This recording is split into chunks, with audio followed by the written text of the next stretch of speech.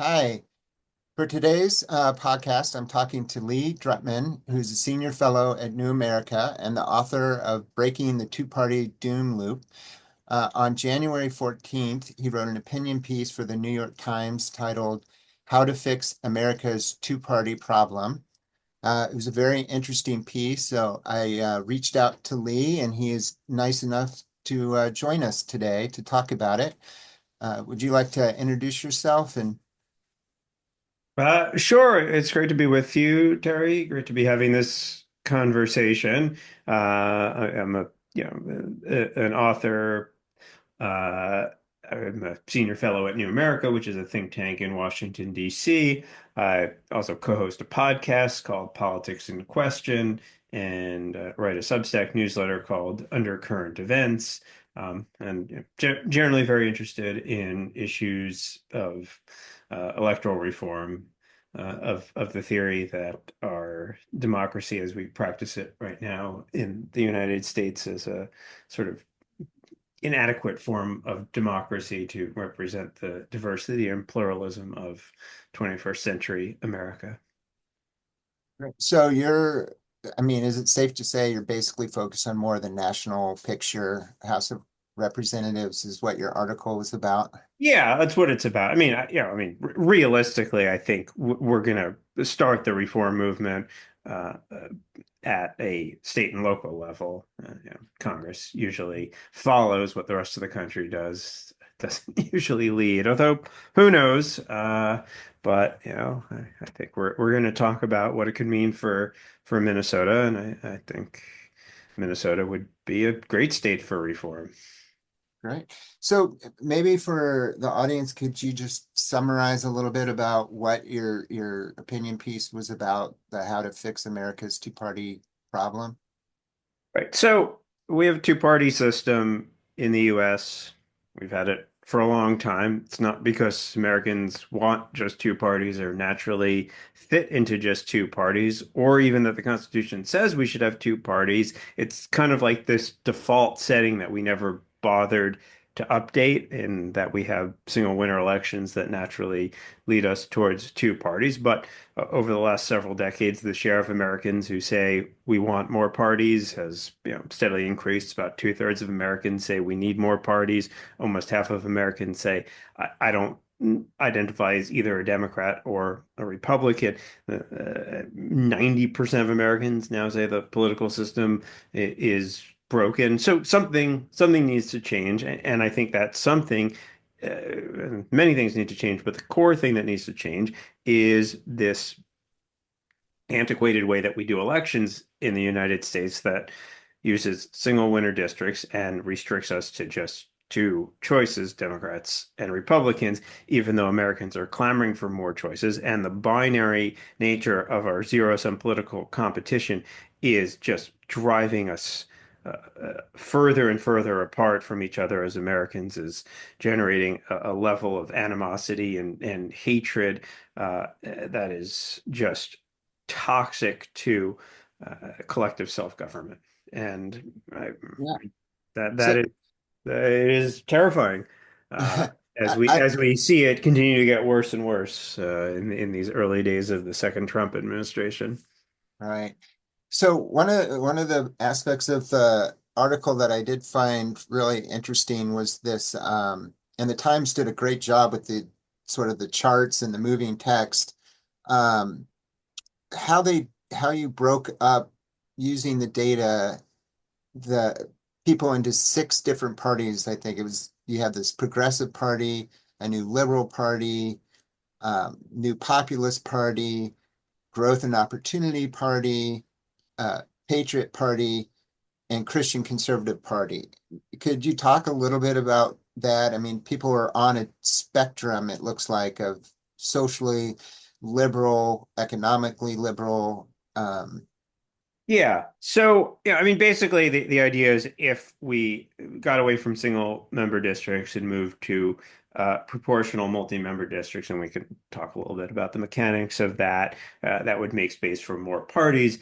And doing a deep analysis of large-scale survey data, as well as just kind of thinking through what are the existing cleavages within the parties, I work to assign the, Americans into, or a representative sample of Americans into these six parties. Now, I mean, I don't know for sure what the six parties would be, or whether we'd have six parties or five parties or four parties. But the broader argument here is that two parties are just too few to represent the diversity of this extremely large and diverse country.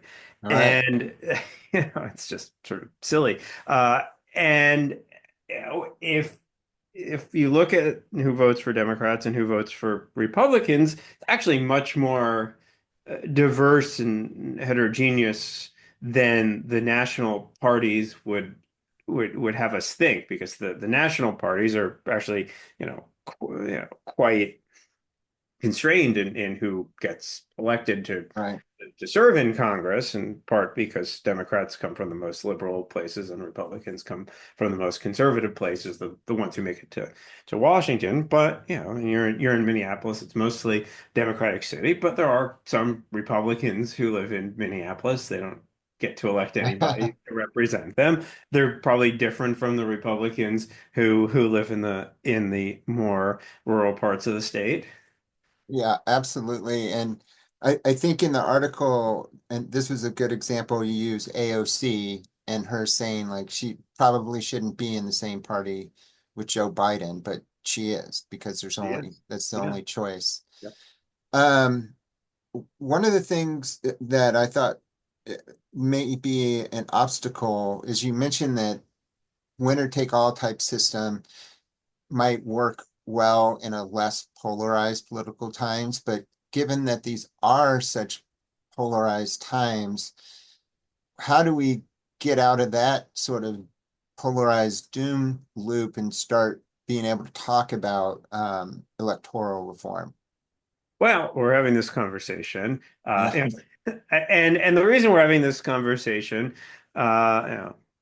partially because you saw the piece in the Times, but also because I think when people see how broken our political system is, and people see that on display, and people are frustrated, people look for solutions.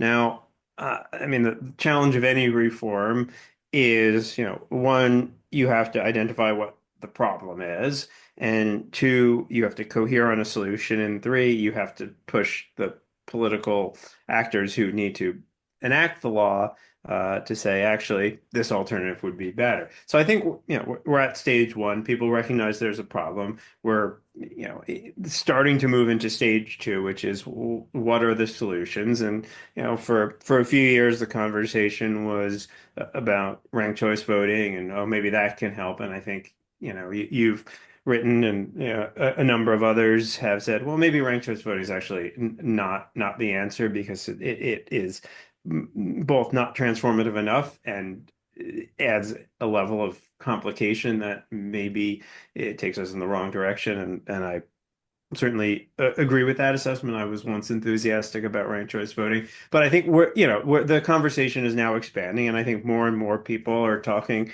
about proportional representation. The fact that the New York Times was willing to devote these kinds of resources to a piece like that is one sign. The fact that few members of Congress have put forward a commission or a subcommittee on electoral reform, Marie Gluesenkamp-Perez and Jared Golden, and have expressed enthusiasm for proportional representation is another good sign.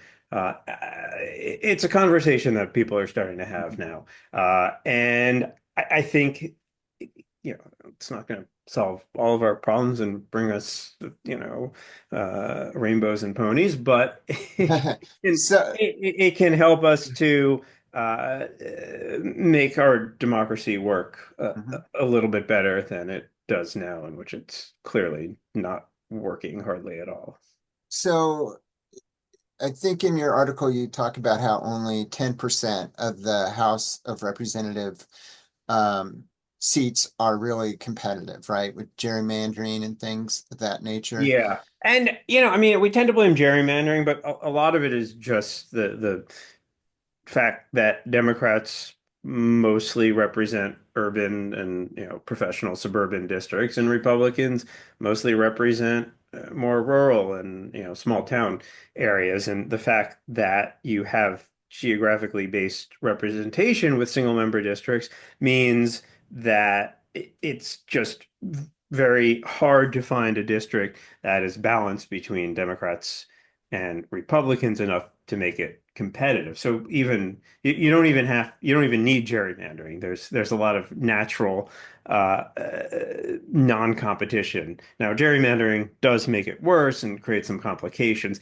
And by the way, gerrymandering, which is sort of the stand-in word for everything that's wrong with politics, and it is a bad thing, but it is only possible in single winner districts Hmm. with just two parties. Because with sophisticated mapping software, it's very easy for a party to figure out, well, what is the optimal way to draw the districts to elect uh, the most representatives from their party. But the reason that they have so many possibilities is that they can work with these single districts and draw them in different ways. If you had one statewide district proportionally, or even, two statewide districts, you could have there's just really not that much you can do to to give your side an advantage. And also proportional multi-member districts would give you multiple parties,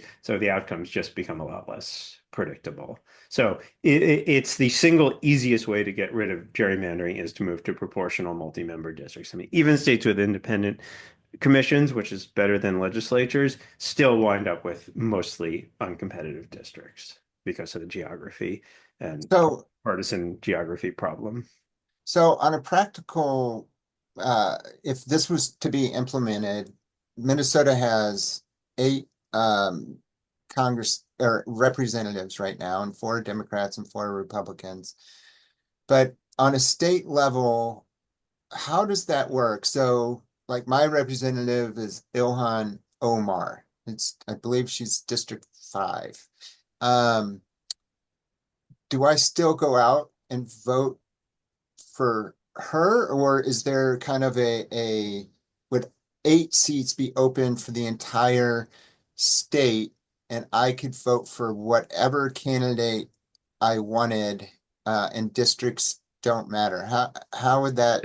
So you could do it statewide. I think more realistically, I would say you probably want to split the state into two districts. One that's probably the Minneapolis area, and then so you would combine multiple districts. Maybe you'd have a four member district. So and you'd have different candidates running from different parties. So you might elect one Republican, one or maybe one growth and opportunity party if we're going through my parties. Maybe you'd elect one progressive. Ilhan Omar would be, the very progressive, maybe one new liberal, maybe one populist. And those parties would run, slates of candidates. And so you would essentially be voting for both the party and the candidate. So if Ilhan Omar represents your values and you want her in Congress, you can vote for her.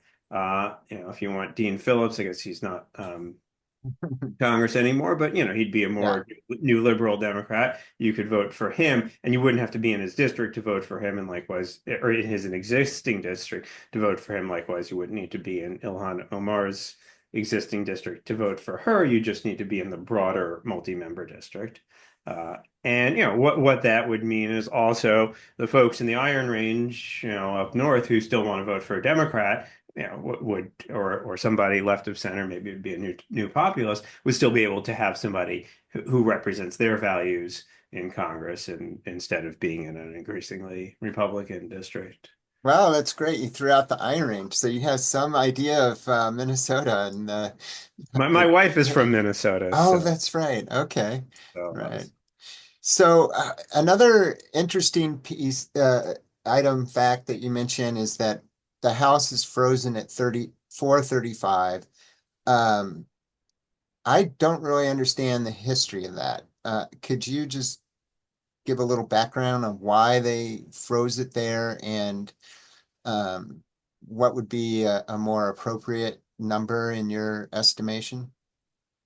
So the initial U.S. Congress was 65 members, and the average district contained 30,000 constituents. And James Madison thought that the House of Representatives should be very close to the people, and he couldn't imagine ever having more than 50,000 constituents per district. In fact, the original First Amendment, this was never not quite passed, but when Madison had 12 amendments, not 10 of them became the Bill of Rights, but the first one he said was we have to cap constituent to member ratio at 50,000 to 1. Now, then, if that had been the case, we'd have a lot of members in the current Congress now. But the Congress kept expanding every decade. There'd be a new census, and Congress would add seats. That's how we got from 65 to 435 at 1911. Then at some point in the 1910s, there was a lot of debate about, well, which states should get this, and maybe if we expand, we're going to give immigrants in cities too much voice, and there was a lot of debate and discussion. They couldn't agree on a new apportionment plan.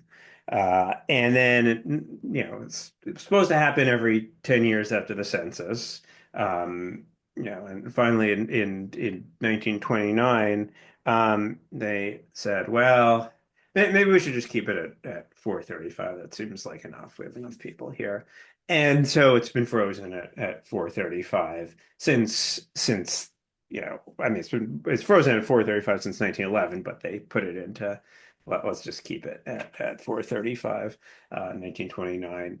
And meanwhile, the country has more than tripled in size. Now the average House member represents about 365,000 constituents. It's a lot more than the 30,000 that Madison had envisioned.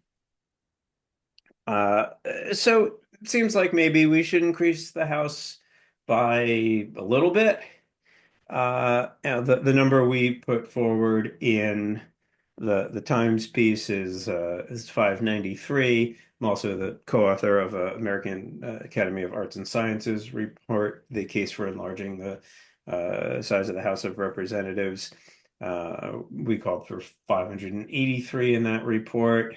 Now, in my book, Breaking the Two-Party Doom Loop, I say it should be 700. So, somewhere in that range, I think is probably the right number. And so maybe we could discuss for a minute just the power of the existing political parties, the Democrats and Republicans. So, at least here in Minnesota, on districts like Ilhan's district, everything is really decided at the primary level. And the party, if you win that primary, that's essentially the election's over. That Yeah. person's the candidate. And it seems like the parties like it that way. Like they don't want to give up their power over that primary process and sort of picking who the next candidate's going to be. Um, how do we get out of convincing them, or how do we convince them that they need to maybe have less power so that we can have better representation by having more parties? Let me ask you a question there, Terry. Who's the they when you say the party? Uh, well, I mean, when I say they, I guess I'm saying people who believe they want proportional representation or No, no, want, but who's the parties when you say they like it this way? Like oh, like the you're anthropomorphizing an organization. All right. And so I mean, the DFL. Here it's the but DFL. who's the DFL? The chairman of the DFL? I mean, is it Ken Martin who likes it that way?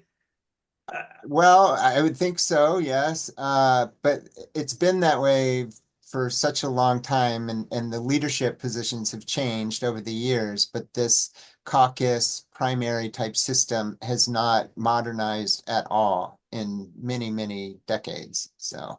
Well, in that line of questioning, what I'm trying to get at is, we tend to reify and these parties as powerful entities, but then we say, well, it's just a bunch of people and they have positions of power.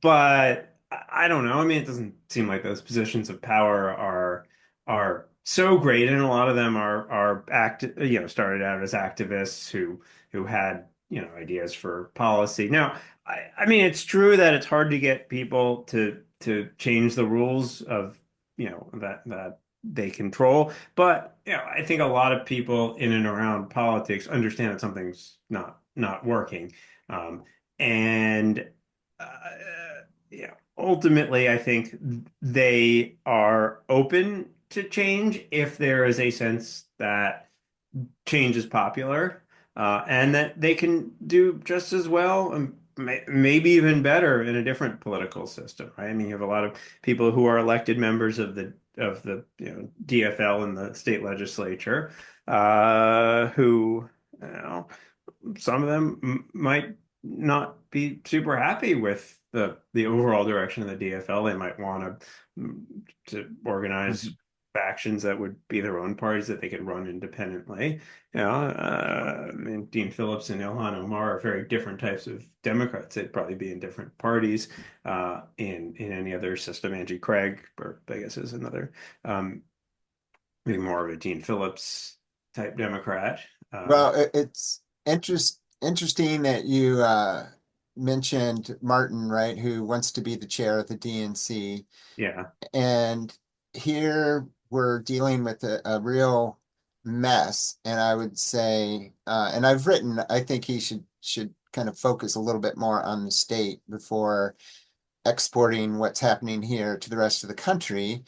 Because if you've read about it, we have half the House is not showing up to work because there's these disagreements over whether or not there's a tie or Republicans are in charge.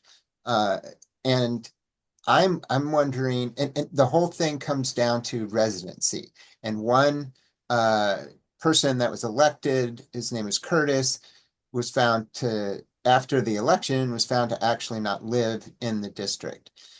With proportional representation, do issues of like residency go away? I mean, Well, I mean, it depends on how you want to set up the rules. But the as districts become larger, there's more territory in which people could live and still represent a larger district, right? So the smaller the districts, the more stringent the residency requirements are.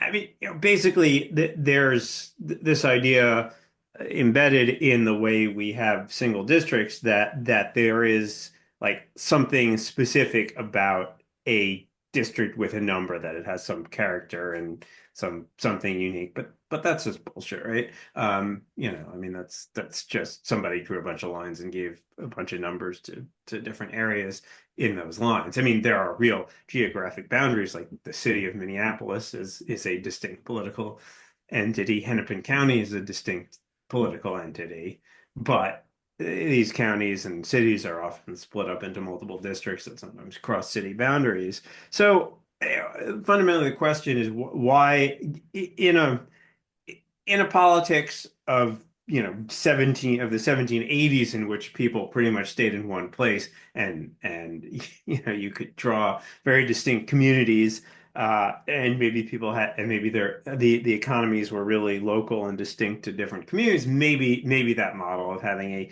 single constituency and a single representative made sense. But in the year of our Lord 2025, in which so much of politics is national, and we are so interwoven with people in across geographies. Like, what distinctly are we representing by having a bunch of arbitrarily drawn numbered districts? And well, I don't so know what value that adds, and why it wouldn't be yeah. better to make districts more diverse and more representative of the diversity within that larger area. I mean, the large. I mean, there are limits to that. I wouldn't say the entire the state should be one electoral district. So on a city level, I can tell you a little of the feedback I got recently writing about Minneapolis wards, because there's 13 wards here, and it's a winner take all for each ward. And I wrote that maybe it's time to consider at-large voting. And the big comeback was that, well, when you have those distinct districts, uh, people are close, they better represent their neighborhoods, and that if you do at-large districts, then uh, minorities and things don't tend to not get as much representation. Is there a way to make sure that those uh, different smaller groups get represented, and yet we're still not beholden to these very distinct wards? Because in those wards, we're also having residency issues where some candidates are supposedly not living in their districts and things like that. Yeah, I mean, so there's a number of things you can do. I mean, one, at large, uh, it does tend to hurt minorities, but you could do citywide proportional representation, and that would be probably beneficial for minorities, Mhm. particularly minority groups that are not concentrated in a single ward. I mean, one problem with minority representation in single districts is the necessity to draw majority minority districts to create that representation, which may work well for certain groups that are highly concentrated, but other groups that may live throughout the city and not have a majority in any district, don't get any representation under that system.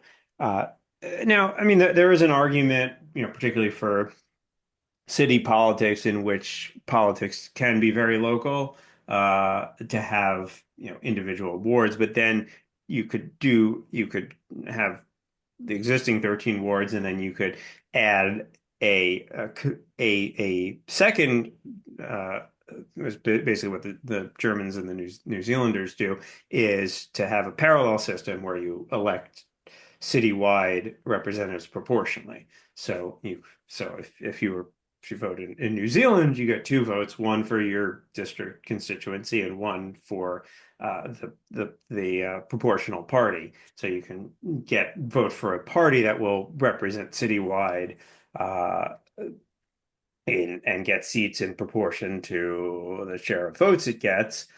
And that's better to represent the ideological diversity and to consider the city as a whole. And then you can have a separate set of representatives or city councilors who are elected to represent the interests of particular wards. And I think actually that system probably makes a lot of sense for a lot of cities where, there is something to having a, a distinct representative for your particular ward or neighborhood concerns, but also people who are minorities and ideological minorities in any given ward, or just wanting to have people who have a kind of broader citywide perspective. You bring more diversity of perspective is good because in a most major cities where there are overwhelmingly Democrats who live in the city, it means that these individual districts are not very competitive, and then you have Mhm. a problem of incumbents who, in many cities, and will be convicted of crimes and still get reelected because they have the Democrat Are label. you talking about Adams or?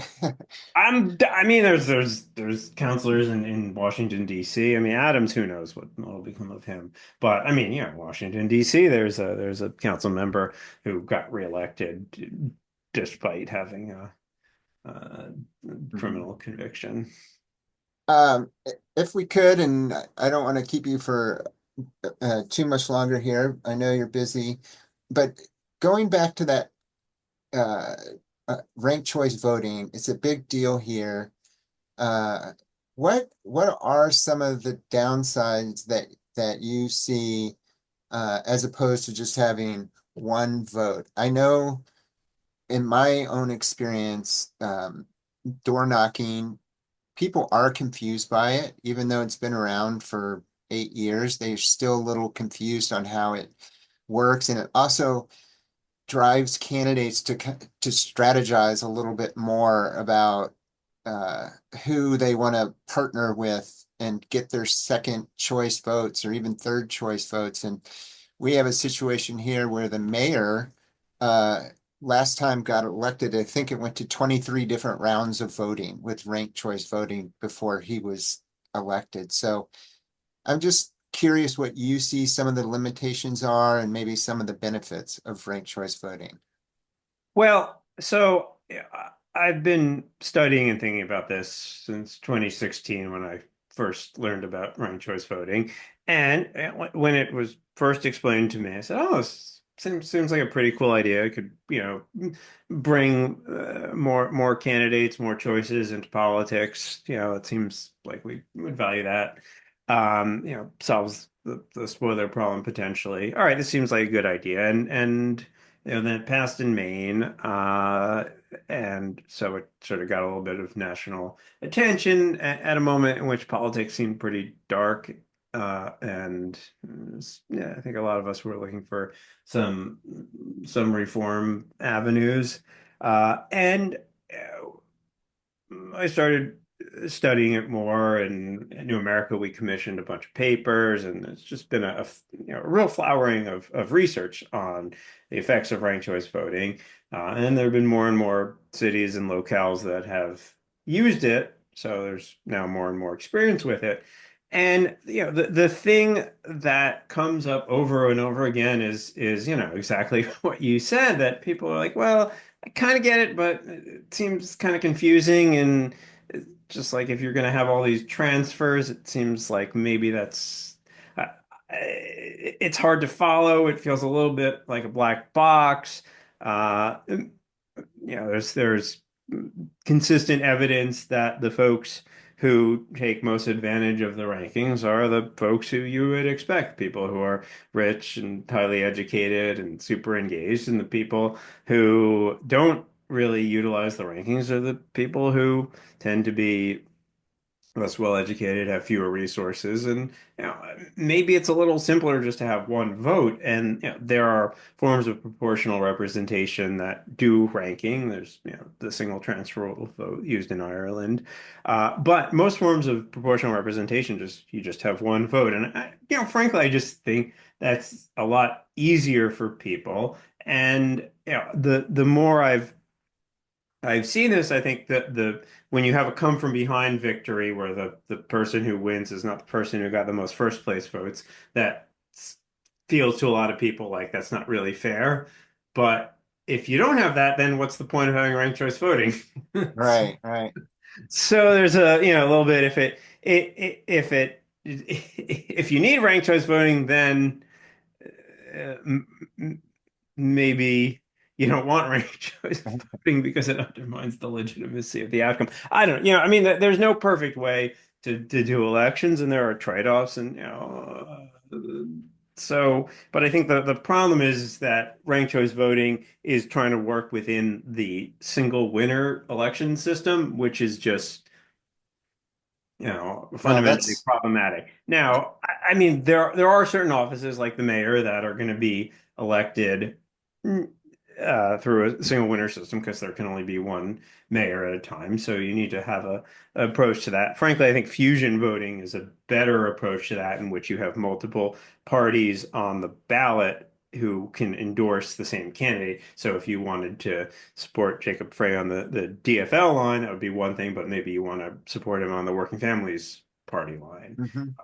and show that you want if they endorse him, and then you can it's sort of way doing proportional representation on a single candidate. And there's a long history of fusion voting in the United States, and there's some efforts that I'm involved in to try to bring it back. There's lawsuits in Kansas and New Jersey to re-legalize it. New York it has it, Connecticut has it, and the experience there is that it creates another center of power. So there is a working families and party in New York that represents progressive voters who will vote for Democrats, but they want to organize and have their own voice. And I think that's really valuable in politics because we need political parties. Fundamentally, democracy requires political parties. And there are some folks who say, well, we should just have independence, and that would be total chaos and confusion. Parties help organize and structure politics, but when you have just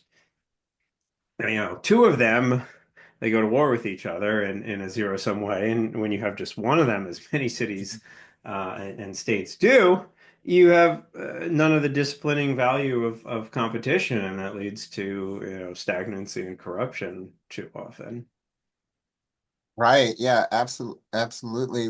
One final question. I wonder uh, when you're talking if you've done any research on caucuses and are they a better way of vetting a candidate than say primary? Is that something you've looked into at all?